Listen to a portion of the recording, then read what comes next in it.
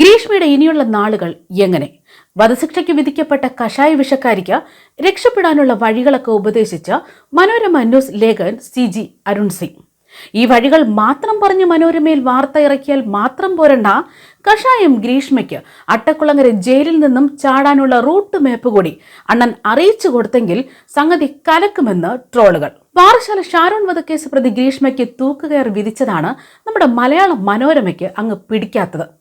അതുകൊണ്ട് തന്നെ എങ്ങനെ നമ്മുടെ ഗ്രീഷ്മ കൊച്ചിനെ രക്ഷിച്ചെടുക്കാം എന്ന് ഗവേഷണം നടത്തിയ മാതിരിയാണ് അണ്ണന്റെ മനോരമയിലെ എഴുത്തുപോലും. അല്ലെങ്കിൽ പിന്നെ ഇത്ര സപ്പോർട്ടൊക്കെ കൊടുത്ത് എഴുതേണ്ട കാര്യമുണ്ടോ എന്നായിരുന്നു സോഷ്യൽ മീഡിയയും ചോദിക്കുന്നത്. ഇക്കഴിഞ്ഞ ദിവസമാണ് മനോരമ ന്യൂസ് ലേഖകൻ CG അരുൺ സിംഗ് എഴുതിയ ഗ്രീഷ്മയുടെ ഇനിയുള്ള നാളുകൾ എങ്ങനെ എന്നത് രക്ഷപ്പെടാനുള്ള വഴികളെന്ന വാർത്തയ്ക്ക് താഴെ തെറിവിളിയും വിമർശനവും ഒക്കെയായി ട്രോളുകൾ എത്തുന്നത്. ആ വാർത്തയെക്കുറിച്ചൊന്ന് പറഞ്ഞുതരാം. ഗ്രീഷ്മയ്ക്ക് വധശിക്ഷ വിധിച്ചത് ശരിയോ തെറ്റോ എന്നതിൽ ചർച്ചകൾ പുരോഗമിക്കുകയാണ്. ആ വാർത്ത ഇങ്ങനെയാണ്: ഗ്രീഷ്മയ്ക്ക് വധശിക്ഷ വിധിച്ചത് ശരിയോ തെറ്റോ എന്നതിൽ ചർച്ചകൾ പുരോഗമിക്കുകയാണ്. അനുകൂലിച്ചും പ്രതികൂലിച്ചും അഭിപ്രായങ്ങൾ ഉയർന്നുകൊണ്ടിരിക്കുന്നു. എന്നാൽ വധശിക്ഷ വിധിച്ചതുകൊണ്ട് ഗ്രീഷ്മയുടെ ജീവിതം അവസാനിച്ചുവെന്ന് അർത്ഥമില്ല. വിചാരണ കോടതി വിധിച്ച വധശിക്ഷ അന്തിമമല്ല. ഇനിയുമുണ്ട് വർഷങ്ങൾ നീളുന്ന കടമ്പകൾ. വധശിക്ഷ വിധിക്കപ്പെട്ട കുറ്റവാളിയുടെ ജീവിതം എങ്ങനെയെന്ന് മനസ്സിലാക്കാം.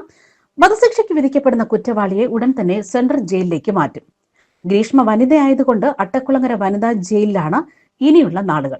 ജയിലിലെത്തുന്ന ആദ്യഘട്ടത്തിൽ തന്നെ വധശിക്ഷ എന്ന വിധിക്കെതിരെ സ്വന്തം നിലയിൽ അപ്പീൽ പോകുന്നുണ്ടോ എന്ന് കുറ്റവാളിയോട് ജയിൽ അധികൃതർ ചോദിക്കും. സ്വന്തം നിലയിൽ പോകുന്നുണ്ടെങ്കിൽ അങ്ങനെയാകാം. അതല്ല, സ്വന്തമായി അപ്പീൽ നൽകാൻ കഴിവില്ലെങ്കിൽ ജയിൽ വകുപ്പ് തന്നെ ലീഗൽ സർവീസ് അതോറിറ്റി വഴി അപ്പീലിനുള്ള സൗകര്യങ്ങൾ ഒരുക്കും.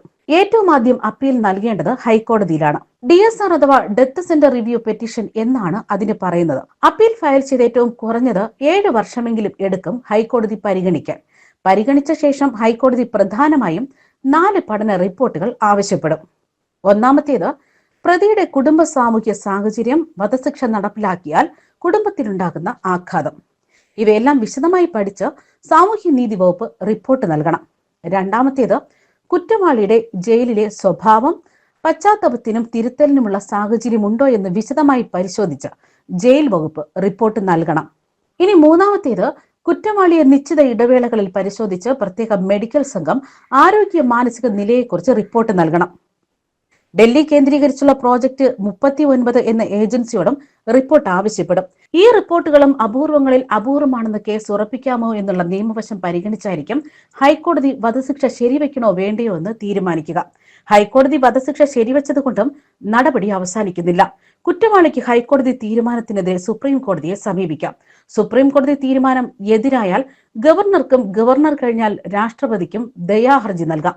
രാഷ്ട്രപതിയും ദയാഹർജി തള്ളിയാൽ അതിനെതിരെ തിരുത്തൽ ഹർജിയുമായി വീണ്ടും സുപ്രീം കോടതിയെ സമീപിക്കാം.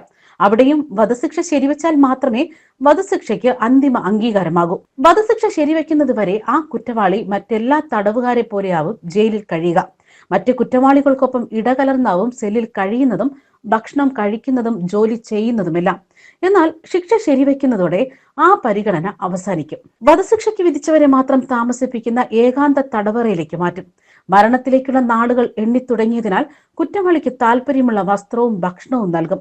ഇഷ്ടമുള്ളവരെ കാണാനും സ്വന്തം വിശ്വാസമനുസരിച്ച് പ്രാർത്ഥിക്കാനുമെല്ലാം അവസരം ഒരുക്കും.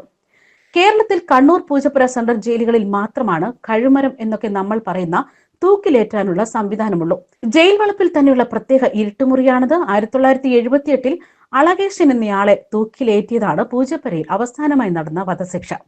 1991 ജൂലൈ 6 റിപ്പർ ചന്ദ്രൻ എന്ന കൊലപാതകിയെ കണ്ണൂരിൽ വെച്ച് തൂക്കിലേറ്റിയതിനു ശേഷം അത് ഉപയോഗിച്ചിട്ടേയില്ല.